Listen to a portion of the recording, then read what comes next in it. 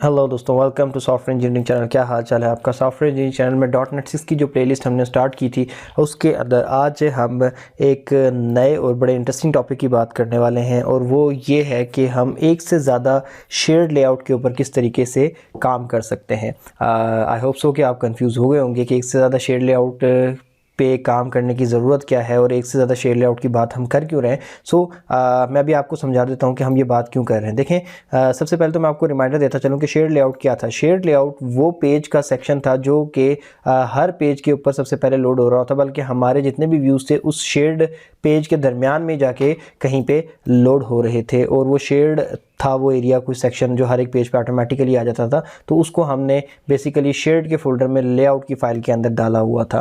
अब वो एक ऐसा पेज है कि जो भी आप नया व्यू क्रिएट करते हो वो नया व्यू उसी पेज के दरमियान में जाकर जो है ना लोड होता है, और ये चीज़ होती चली आ रही है। मैं आपको भी, मैंने दोबारा से अपना प्रोजेक्ट जो है रन किया, जैसे ही रन हो जाए तो मैं आपको दिखाता हूँ और उसकी बेस पे मैं आपको समझाता हूँ। ज़रा मैं इसकी लोडिंग का वेट कर रहा हूँ, ये लोड हो जाए तो मैं आपको बताता हूँ। ओके जी, सो ये हमारा पेज लोड हो गया है। तो अगर हम इसके ऊपर नज़र मारें तो हमें समझ आ जाएगी कि ये जो ऊपर नेविगेशन बार है, हमाद ब्लॉग्स और here I share my self, ये जितना कुछ भी मैंने लिखा हुआ है ये सब कुछ ऊपर टॉप का एरिया, प्लस इसके बाद ये राइट साइड पे जो मेरी प्रोफाइल्स शो हो रही है, पॉपुलर पोस्ट का सेक्शन जो शो हो रहा है, और इसके बाद ये जितनी भी चीज़ें हमारे पास यहाँ पे शो हो रही हैं ये सारी की सारी बेसिकली क्या है, ये सब की सब शेयर लेआउट से आ रही हैं। That's good. अब ये जो बीच वाला एरिया ये क्या है, ये हमारा जो होम का इंडेक्स लेआउट है, जहाँ से हमने पोस्ट पे लोडिंग लगाई हुई है, तो वहाँ से हम ये उस लोडिंग वाले पेज से सारी की सारी चीज़ें आ रही हैं। तो ये बड़ा स्ट्रेट फॉरवर्ड सा सिंपल सा तरीका था। लेकिन अब ये शेयर्ड लेआउट हमारे नॉर्मल ब्लॉग के लिए तो ठीक है। जब आप ब्लॉग की किसी एक पोस्ट के ऊपर क्लिक करते हो और वो पोस्ट लोड होकर आपके सामने आ जाती है, तो उस पोस्ट के इर्द गिर्द ये आ रहा होता है आपका शेयर्ड लेआउट। यहाँ पर भी ये ठीक है, यहाँ तक तो सारे मामला परफेक्ट हो गए। बट अब इससे आगे जब हम एडमिन पैनल की तरफ जाएंगे और हम एडमिन पैनल का काम कर रहे होंगे तो मसला वहाँ पर आएगा। और वहाँ पर क्या मसला आएगा कि वहाँ पर एडमिन पैनल के अंदर ना ही हमें ये ऊपर टॉप वाला सेक्शन चाहिए और ना ही हमें ये राइट सेक्शन चाहिए, क्योंकि ये तो यूज़र पैनल, जो यूज़र को शो करने के लिए पैनल है, उसका शेयर लेआउट था।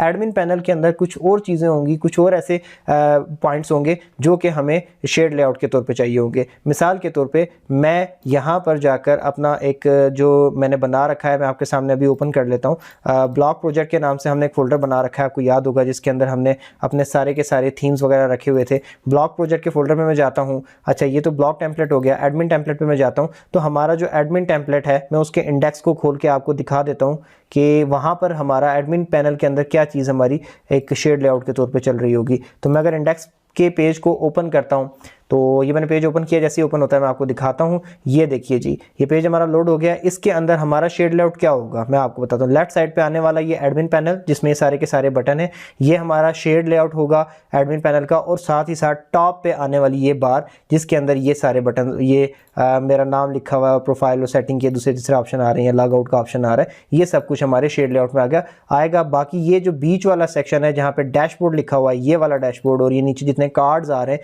ये सब कुछ जो है ये कहाँ पर जाएगा, ये शेयर लेआउट नहीं होगा। यहाँ पर इस एरिया में हर एक पर्टिकुलर व्यू आके लोड हुआ करेगा। सो द पॉइंट इज के एडमिन पैनल में हमारा शेयर लेआउट दूसरा होगा। लेकिन हमने क्या किया हुआ है, हमने तो ऑलरेडी एक शेयर लेआउट लगा रखा है। कहाँ से? शेड के फोल्डर में जाके लेआउट की फाइल में दिया हुआ है। और जिस फाइल की भी हम बात करते हैं, जिस फाइल को भी हम लगाते हैं, जो भी एक नया व्यू बनाते हैं उसके ऊपर ऑटोमेटिकली ये आ जाता है। तो अब हम ऐसा क्या कर सकते हैं कि हम एक नया शेयर लेआउट डिफाइन कर लें और हम बता दें कि कौन कौन से पेजेस के ऊपर नए शेयर लेआउट ने आना है, ये हम डिक्लेयर कर दें। तो इसके लिए हम क्या करेंगे, अब आप ये देखिए, मैं सबसे पहले क्या करने वाला हूं, हमें अभी तो हम होम की बात कर रहे थे ना, अब हम सबसे पहले हमें एक नए कंट्रोलर की ज़रूरत है जिसका नाम है एडमिन। ठीक है, तो मैं राइट क्लिक करता हूं कंट्रोलर के फोल्डर के ऊपर और उसके बाद ऐड पे जाता हूं। ऐड से जाके कंट्रोलर पे क्लिक करता हूं, यानी कि एक नया कंट्रोलर में ऐड करने जा रहा हूं। यहां पर जाके MVC कंट्रोलर एम्प्टी को सिलेक्ट करके ऐड का बटन दबा दिया मैंने।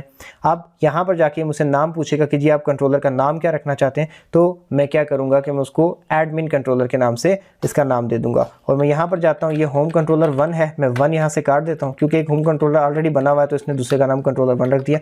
मैं इसको यहाँ पे एडमिन कर देता हूँ, तो ये एडमिन कंट्रोलर हो गया। मैं इसके ऊपर ऐड का बटन पे क्लिक करता हूँ। कंट्रोलर के सेक्शन में अभी हमारे पास थोड़ी सी प्रोसेसिंग के बाद एक नया कंट्रोलर आ चुका है एडमिन कंट्रोलर के नाम से, जो कि आपके सामने है। अब डेफिनेटली व्यूज़ के फोल्डर में हमारे पास अभी कोई भी एडमिन कंट्रोलर के लिए फ़ोल्डर मौजूद नहीं है, जैसे कि होम कंट्रोलर के लिए होम का फ़ोल्डर था। तो हम वो कैसे बनाएंगे? वो जब हम इस एडमिन कंट्रोलर के पहले एक्शन यानी कि इंडेक्स सेक्शन के ऊपर क्लिक करके, राइट क्लिक करके इसका व्यू ऐड करेंगे, तो वो व्यू ऐड होते हुए साथ साथ ऑटोमेटिकली क्या होगा कि आपका फ़ोल्डर भी बन जाएगा, व्यूज़ के फोल्डर के अंदर एक एडमिन का भी फोल्डर बन जाएगा। बल्कि ये देखें ऑलमोस्ट क्रिएट हो भी गया। अच्छा, अब मैं index.cshtml के ऊपर जाता हूँ और व्यू का नाम मैं यही रखना चाहता हूँ डेफिनेटली, क्योंकि इसके एक्शन का नाम यही है। तो जब मैंने ये क्रिएट किया तो अब ये देखिए आपके पास यहाँ पर ऑटोमेटिकली एक इंडेक्स का पेज भी आ गया, व्यू भी आ गया एडमिन के फोल्डर के अंदर, और दूसरी तरफ आपका कंट्रोलर तो बन ही गया था और उसका एक्शन भी बन गया था। सो द पॉइंट इज कि अब मैं अगर इस फाइल को रन करता हूं, मिसाल के तौर पे मैं यहाँ पर h1 लिखता हूं और मैं यहाँ जाके लिखता हूं this is the heading from the admin panel, तो क्या होने वाला है? मैं यहाँ पर जाके लिखता हूँ तो ये वाला जो व्यू है बेसिकली एडमिन कंट्रोलर का इंडेक्स व्यू, ये जाके रन होगा उस शेयर्ड लेआउट के अंदर जो कि हमने पहले से डिफाइन कर रखा है। और यही तो हम नहीं चाहते। हम ये चाहते हैं कि वो वाला जो लेआउट था वो बेसिकली हमारे होम कंट्रोलर के लिए था, या फिर जो बाकी यूज़र लेवल के ऊपर जितने भी हम कंट्रोलर डिफाइन करेंगे उनके लिए था। एडमिन का तो हम अलग से चाहते हैं। तो यहाँ पर हम क्या करेंगे, तो मैं इसको ज़रा रन करता हूँ आपके सामने और पहले इसका एक सैंपल दिखा लूँ, उसके बाद हम आगे चलेंगे, देखते हैं कि क्या बन के सामने आता है। ओके, तो अभी मैंने इसको रन कर दिया है और अब ये पेज हमारा लोड हो रहा है। तो जैसे ही लोड होकर सामने आता है आपको भी नज़र आ जाएगा। सबसे पहले तो हम आई होप सो के होम पेज पे जाएंगे, फिर वहाँ से मैं नेविगेट कर जाऊँगा, कोई ऐसा इशू नहीं है, और देख लेंगे क्या होता है।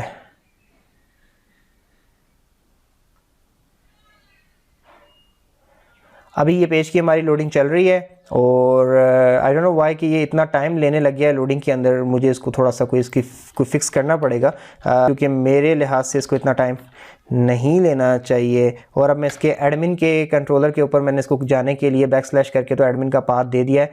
तो अभी हम देखते हैं कि ये लोड होता है या नहीं होता। ओके, सो इट्स लोडिंग, देखते हैं कि कितना टाइम लेगा, होगा भी या नहीं होगा, कहीं एरर तो ना आ गया हो, कहीं कोई एरर। ओके जी, बिल्कुल यहाँ पर एरर आ चुका है। ठीक है ठीक है ठीक है ठीक है। ये एरर क्यों आ रहा है ना कि अभी हमारे पास ये यहाँ पर एरर दे रहा है कि कह रहा है कि माई प्रोफाइल डॉट इमेज को मैं लोड नहीं कर पा रहा। अब वो क्यों नहीं इसको लोड कर पा रहा, यहाँ पर क्या इशू है? इसलिए क्योंकि हम इस माई प्रोफाइल डॉट इमेज को जब भी लोड कराया करते थे तो हम मैं आपको याद करा देता हूँ, हम कंट्रोलर के अंदर होम कंट्रोलर के फोल्डर के अंदर से कुछ शेयर्ड लेआउट का हमने एक मेथड बना रखा था।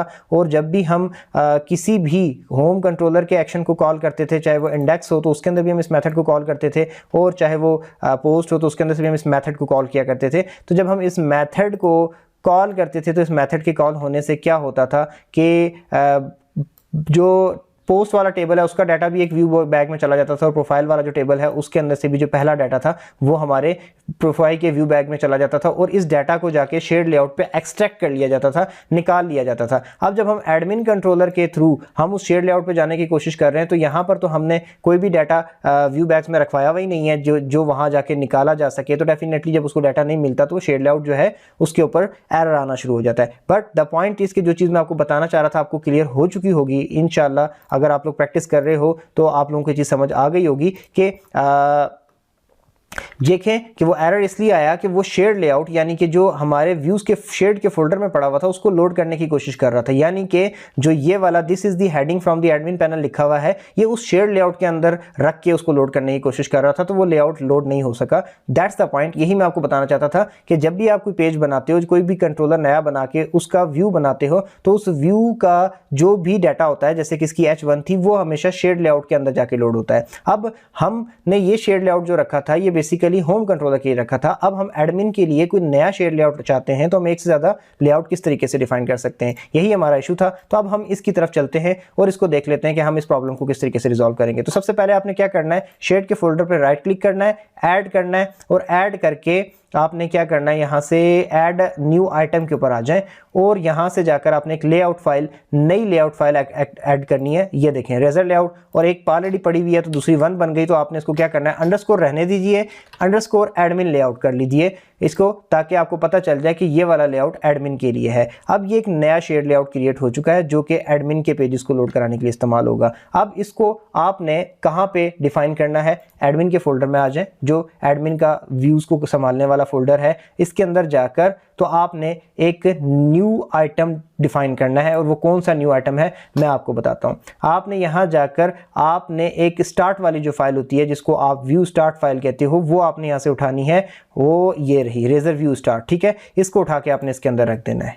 अब जब आप इसके अंदर ये रख देंगे तो यहां पर डिफाइन हुआ है इस व्यू स्टार्ट वाली फाइल में कि ये कौन सा वाला लेआउट उठाकर एडमिन के व्यूज लोड हुआ करेंगे। तो यहां पर सिंपल फाइल का नाम लिखा हुआ है। कौन सी वाली फाइल का नाम लिखा हुआ है, ये आपकी शेड लेआउट के अंदर पहले से जो पड़ी हुई फाइल है, पुराना जो लेआउट है उसका नाम है। आपने यहां पर क्या करना है, आपने यहां पर इस व्यू स्टार्ट की फाइल में नए लेआउट का नाम दे देना है, जिस लेआउट के अंदर आप एडमिन के व्यूज को लोड करना चाहते हैं। और उस नए लेआउट का नाम क्या है, एडमिन layout.cshtml। ये आप किस तरीके से देंगे, आप एडमिन के फोल्डर में जो व्यू स्टार्ट की फाइल आपने बनाई है इसमें जाएं और ये जो लेआउट लिखा हुआ है इसके पीछे आप एडमिन लिख दें, दिस इज इट। अब क्या होगा कि अब एडमिन फोल्डर, व्यूज के फोल्डर में, एडमिन के फोल्डर में जितने भी व्यूज हैं वो जब भी लोड होंगे तो वो बजाय इसके कि पुराना शेड लेआउट इस्तेमाल करते हैं अंडरस्कोर लेआउट वाला, वो अब इस्तेमाल करेंगे एडमिन लेआउट का शेड लेआउट, ठीक है। और आपने जो भी एडमिन पेजेस की शेड डाटा है वो आपने एडमिन लेआउट वाली फाइल में डाल देना है। जब आप इसके अंदर डाल देंगे तो उसके बाद क्या होगा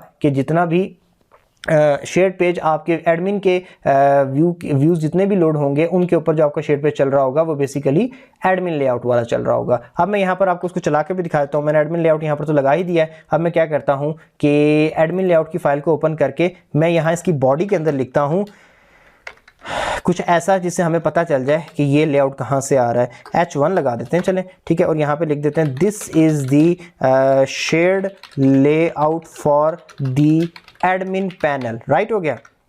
अब मैंने यहाँ पे लिख दिया कि this is the shared layout for the admin panel और मैं इसको यहाँ से बंद कर रहा हूँ। एडमिन पैनल का शेड लेआउट मैंने यहाँ पर डिफाइन कर दिया है। अब मैं इसको शेड लेआउट को बंद करता हूँ और इंडेक्स के अंदर मैंने कुछ लिखा हुआ है, this is the heading from the admin panel. अब मैं इसको यहाँ पे रन करता हूँ और देखते हैं कि ये वाला एडमिन पैनल उसी पेज में आता है या फिर कहीं और आता है। तो हम इसको रन करते हैं और रन करने के बाद जब ये इसकी आउटपुट आएगी तो उसकी बेस पे हम बात करते हैं आगे।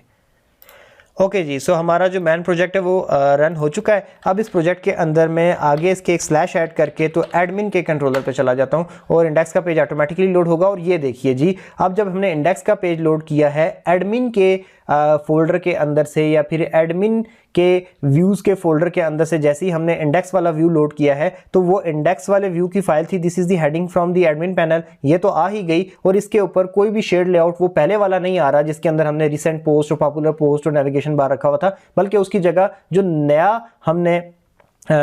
जो हमने शेड लेआउट डिफाइन किया एडमिन लेआउट के नाम से वो चल रहा है। तो यही चीज़ मैंने आपको सिखानी थी किस तरीके से आप नया लेआउट शेड लेआउट डिफाइन कर सकते हैं किसी भी एक नए पैनल के लिए। और अब ये जो नया शेड लेआउट है इसको हम क्या करेंगे कि इसके अंदर हम वो पूरा का पूरा एडमिन पैनल वाला थीम वो हिस्सा जो कि हमने शेड रखना है वो हम इसके अंदर लाके लगा देंगे और आगे हम जितने भी व्यूज़ बनाते चले जाएंगे वो हम क्या करेंगे एडमिन पैनल के डिफरेंट व्यूज़ जो है वो इसके अंदर रेंडर करते चले जाएंगे। तो इससे पहले जब हमने एडमिन लेआउट के नाम से एक नया शेड लेआउट डिफाइन नहीं किया था उस वक्त यही व्यू जो कि एडमिन का इंडेक्स व्यू है जब लोड करने की कोशिश कर रहा था तो क्या कर रहा था कि ये हमारा नॉर्मल लेआउट लेके आने की कोशिश कर रहा था और उसमें डाटा उसको नहीं मिल रहा था तो एरर दे रहा था। लेकिन जब हमने नया शेड लेआउट डिफाइन कर दिया तो उसके बाद अब क्या कर रहा है ये कि अब ये कोई भी उस पुराने लेआउट को शेड लेआउट को यूज नहीं कर रहा बल्कि न्यूली डिफाइन जो कि एडमिन के कंट्रोलर के लिए ही डिफाइन किया गया है उसी को इस्तेमाल कर रहा है। और इसको अगर इन शॉर्ट वर्ड्स के अंदर मैं बता के तो इस लेक्चर को खत्म करता हूं कि किस तरीके से डिफाइन किया जाता है। सिंपल सी बात है, अगर आपको एक ऐसा लेआउट चाहिए जो कि शेयर्ड हो और आपके सारे कंट्रोलर्स के ऊपर काम करे तो आपने क्या करना है कि शेयर्ड के फोल्डर में जाके एक लेआउट की फाइल बनानी है और वो सारा का सारा डाटा जो कि आप हर एक पेज के ऊपर हर एक व्यू के ऊपर लिखाना चाहते हैं वो आपने इस लेआउट की फाइल में डाल देना है। और व्यू स्टार्ट की जो आप फाइल बनाते हैं इसमें ऑटोमेटिकली इसका ये लेआउट का नाम आ ही चुका होता है। बेसिकली ये व्यू स्टार्ट की फाइल होती इसीलिए है कि ये बता रही होती है कि इस डायरेक्टरी लेवल के ऊपर यानी कि व्यूज के अंदर जितने भी व्यूज के फोल्डर में जितने भी व्यूज हैं वो सब के सब जो कि शेड लेआउट यूज कर रहे होंगे वो शेड लेआउट कौन सा होगा, अंडरस्कोर लेआउट वाली फाइल का शेड लेआउट होगा जो कि शेड के फोल्डर में पड़ा हुआ है। लेकिन जब आप किसी जगह पे जाकर शेयर्ड व्यू चेंज करना चाहते हैं, शेयर्ड लेआउट दूसरा दिखाना चाहते हैं, तो उसका तरीका ये होता है कि आप शेयर्ड के फोल्डर के अंदर ही एक और नया शेयर्ड लेआउट डिफाइन करते हैं और उसको डिफाइन करने के बाद जिस कंट्रोलर के ऊपर आप वो शेयर्ड लेआउट चलाना चाह रहे होते हैं, व्यूज के फोल्डर में उस कंट्रोलर के फोल्डर में जाते हैं, वहां पर एक new view start file define करते हैं और उस व्यू स्टार्ट फाइल के अंदर उस लेआउट का नाम आप बता देते हैं, जो कि उस लेआउट का नाम आप यहां पर डिफाइन कर देते हैं जिसको आप शेयर करना चाह रहे होते हैं इस कंट्रोलर के व्यूज के साथ। तो हम इस इंडेक्स के ऊपर कौन सा लेआउट चलाना चाहते थे, एडमिन के इंडेक्स के ऊपर कौन सा लेआउट शेयर करना चाहते थे, एडमिन लेआउट। हम एडमिन के हर एक व्यू के ऊपर कौन सा लेआउट शेयर करना चाहते हैं, एडमिन लेआउट। तो इसलिए हमने क्या किया कि व्यू स्टार्ट की फाइल जो कि एडमिन के फोल्डर में, उसके ऊपर एडमिन लेआउट लिख के लगा दिया और साथ ही साथ एडमिन लेआउट के नाम से एक फाइल शेयर के फोल्डर में भी बना दी। तो ये तरीका है दो डिफरेंट शेयर्ड लेआउट बनाने का और फिर उनको डिफरेंट कंट्रोलर्स के ऊपर जाके यूज करने का। अब ये आपकी मर्जी है कि अगर आप यहां पर एक और कंट्रोलर बनाते हैं, जैसे हमारे पास एक होम कंट्रोलर आ गया, एक एडमिन कंट्रोलर आ गया, एक तीसरा कंट्रोलर आ जाता है, मिसाल के तौर पे कोई भी कंट्रोलर, एबीसी कंट्रोलर, तो उस एबीसी कंट्रोलर के ऊपर अगर आप अलग शेयर्ड लेआउट चलाना चाहते हैं तो वो शेयर्ड लेआउट पहले आपको यहां पे डिफाइन करना पड़ेगा जाके, जैसे एडमिन लेआउट और ये अंडरस्कोर लेआउट है, ऐसे ही तीसरा आपको अंडरस्कोर एबीसी लेआउट डिफाइन करना पड़ेगा और फिर उस फोल्डर में जाकर व्यू स्टार्ट की फाइल में आपको बताना पड़ेगा कि इसके अंदर जितने भी व्यूज हैं सबके ऊपर शेयर्ड लेआउट ये वाला इस्तेमाल करना जो कि हमने व्यू स्टार्ट की फाइल में बताया हुआ है। और अगर आप किसी फोल्डर के अंदर जाके अलग लेआउट का नाम नहीं बताएंगे व्यू स्टार्ट की फाइल में, तो वो फोल्डर ऑटोमेटिकली व्यू स्टार्ट ये वाली फाइल को यूज करेगा और उसके साथ इस लेआउट वाली फाइल को इस्तेमाल करना शुरू कर देगा, जैसे कि होम वाला कर रहा है, क्योंकि इसके अंदर कोई अपनी व्यू स्टार्ट की फाइल नहीं है। तो आई होप सो कि चीजें आपको समझ आ गई होंगी। ना समझ आए, थोड़ी सी चीजें इस तरीके की हैं कि बताने में भी बड़ी कंप्लेक्स हो जाती हैं, समझ नहीं आता कि टर्मिनोलॉजीज क्या यूज की जाए, बट द पॉइंट इज कि चीजें समझना मुश्किल हो सकती हैं, लेकिन समझने के बाद जब आप इसको यूज करना शुरू करते हैं तो ये चीजें बहुत आसान और बहुत स्ट्रेट फॉरवर्ड है और इसके ऊपर, इस पैटर्न पे, इस एमवीसी के ऊपर काम करने में, डॉटनेट कोर में, डॉटनेट 6 की टेक्नोलॉजीज में काम करने में बहुत मजा आता है अगर एक दफा आपको चीजें समझ आ जाए। तो अगर समझ ना आई हो कोई चीजें तो इसको प्रैक्टिकली साथ साथ करके देखें, जहां तक मैं बताता हूं वीडियो को वहां तक देखें, पॉज करें, फिर जो मैंने बताया वो करें, जो मैं स्क्रीन पे आपको नजर आ रहा है वो करें। एक दफा जब आप खुद से करेंगे तो चीजें आपको समझ आ जाएंगी और एक दफा समझ आ गई तो फिर इनके ऊपर काम करने में बहुत मजा आएगा। आई होप सो कि आपको लेक्चर पसंद आया होगा। फिलहाल हम इस वीडियो को एंड करते हैं, दोबारा मिलेंगे नेक्स्ट लेक्चर में, तब तक के लिए अल्लाह हाफिज़।